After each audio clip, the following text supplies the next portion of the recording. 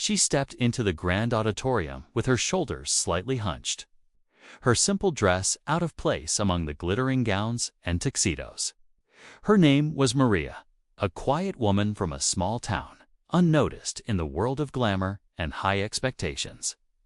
She wasn't a trained singer, didn't belong to any academy, and definitely didn't carry the look of someone who would dare to stand on that grand stage. The room was filled with whispers and smirks as she made her way forward. Some laughed under their breath, others openly scoffed. One voice even muttered, "What is she doing here? This is opera, not a talent show." But Maria didn't flinch. She stood before the panel, her hands trembling slightly, but her eyes calm. When asked why she had come, her reply was soft but clear: to sing. The judges, known for their cali, known for their sharp tongues and harsher standards, decided to test her with the most difficult aria in classical opera, a piece that even seasoned professionals struggled to master. The room fell silent. It wasn't a challenge. It was a setup, a way to mock her. She nodded without protest.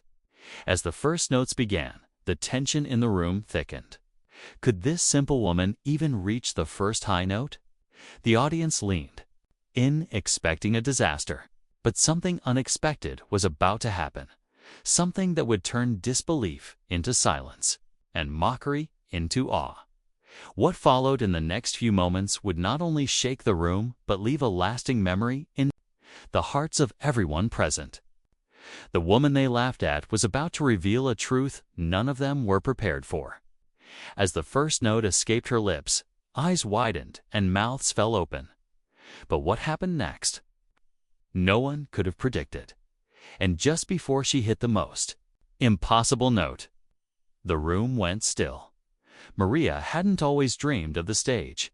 In fact, most of her life had been spent working behind a bakery counter, waking up before sunrise, hands dusted in flour, humming old tunes under her breath as the world still slept. Music was her escape, not a performance, but a comfort. She had no vocal coach, no formal training, and no expensive lessons. All she had was a worn-out radio, a second-hand CD player, and a heart that had memorized every note of the great operas. Just by listening and feeling, her grandmother used to say she was born with music inside her. But in a town where people valued hard work more than dreams, no one ever took her seriously, not until today. Even now, standing under the bright stage lights, she looked more like someone lost than someone ready to sing one of the hardest operas ever written. The judges had seen hundreds of singers with perfect technique, flawless posture, and polished voices. Maria had none of that. All she brought was something that couldn't be taught, raw emotion. But it was that emotion they didn't expect. It was the reason the room grew silent when her voice first rang out. Yet behind the silence, there was still doubt. Some thought it was luck. Others believed she'd crack at the next note. And the woman in the third row, dressed in pearls and fur, leaned to her friend and whispered, "She's bluffing. Wait for it." Maria stood there with her eyes closed, holding onto every breath like it was part of her soul. She didn't care about the audience or their judgment. This moment wasn't about proving anything. It was about honoring something inside her that had waited years to be heard. And just as the orchestra reached its peak, something unexpected began to happen. As the orchestra swelled behind her, Maria's voice climbed higher, steadier, more powerful than anyone could have guessed. But while her voice stunned the room, not everyone was ready to accept what they were hearing. One of the younger contestants backstage, Amelia, watched from behind the curtain with her arms crossed. She had trained for years at a prestigious music school, her life revolving around vocal technique and elite competitions. To see a woman like Maria, someone without a pedigree, without credentials, taking the spotlight felt like a personal insult. Amelia's eyes narrowed. "She's just lucky," she muttered. "It won't last." Out in the audience, the panel of judges exchanged cautious glances. The lead judge, Mr. Laurent, known for being especially ruthless, leaned forward, elbows on the table. He had dismissed Maria from the moment she walked in, her clothes too plain, her voice untested. Now he didn't know what to make of her. Was this real talent or just a fluke? Could someone without formal training truly master something so complex?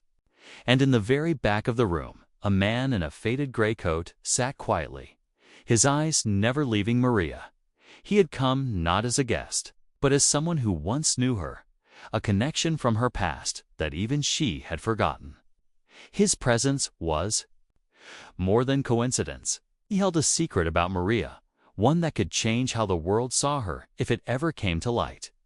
The tension in the room kept building, not just because of the music, but because of what it represented. This wasn't just about a woman singing opera. It was about pride, jealousy, class, and the quiet war between natural gift and formal recognition. And as Maria reached the most emotional part of the aria, her voice trembling not from fear, but from feeling, the air grew tighter. Something was coming, and no one was ready for it. Maria's voice soared with a haunting clarity that wrapped around every corner of the hall. Even those who had doubted her at first now sat completely still, caught between disbelief and awe. Each note was pure, not because it was technically perfect, but because it felt like it came from someplace deeper than training could ever reach. The hardest passages of the aria that made even professionals hesitate came out of her like whispers from her soul. But tension boiled beneath the surface. Amelia, backstage, was pacing now, her heels clicking on the floor, her eyes darting toward the sound of Maria's voice.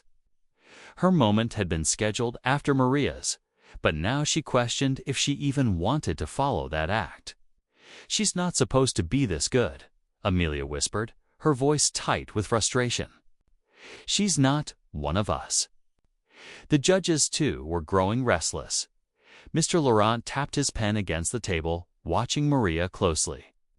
He had spent his career building walls around who was allowed to succeed, and Maria didn't fit inside them. His pride was on the line, and he knew it. If he praised her, he would challenge everything he'd stood for. But if he dismissed her, the audience, now spellbound, might turn against him.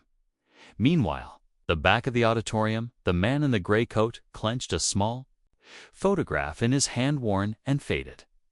It showed a younger Maria with her mother, who had once dreamed of becoming an opera singer herself, but had given it up after falling ill. Maria didn't know the truth behind her own gift, but he did, eh? And tonight, he wasn't here just to watch. He had something to tell her, something that could change her forever. Maria reached the final phrases of the aria. Her hands were shaking, not from nerves, but from the overwhelming weight of the moment. The audience leaned in, holding their breath, sensing the storm just ahead. Every conflicted jealousy, pride, truth, and doubt was rising toward a breaking point, and then the final, impossible note approached. Just as Maria took the deep breath that would launch her into the final soaring note, the room lights flickered and dimmed for a second.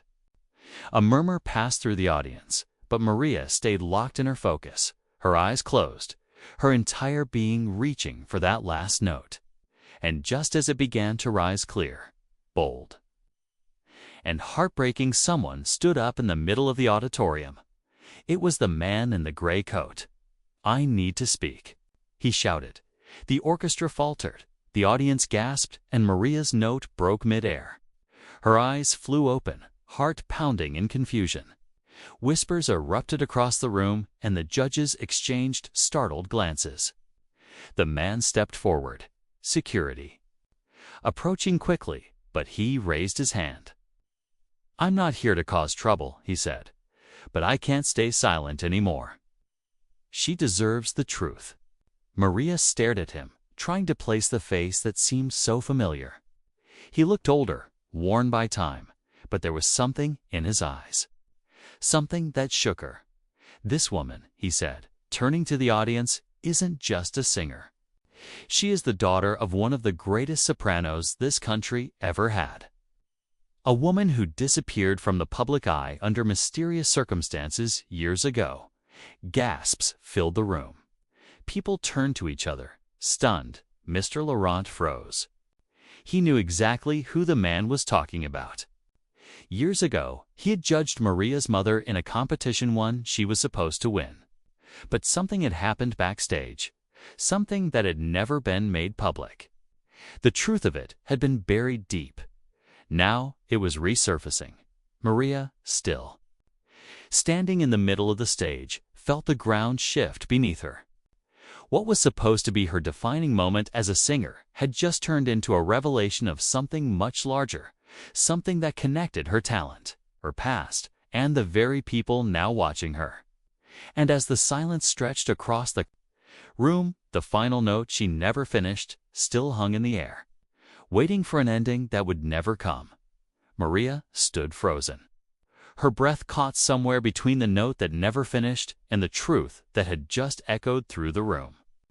The man in the gray coat was now inches from the stage, his eyes locked with hers. "Your mother was Alina Moretti," he said softly, "and I was her accompanist. And your godfather." A hush fell again. The name Alina Moretti wasn't just familiar, it was legendary. She had vanished mysteriously at the height of her career, leaving behind rumors and unanswered questions. Mr. Laurent's face had gone pale. He rose from his seat, gripping the edge of the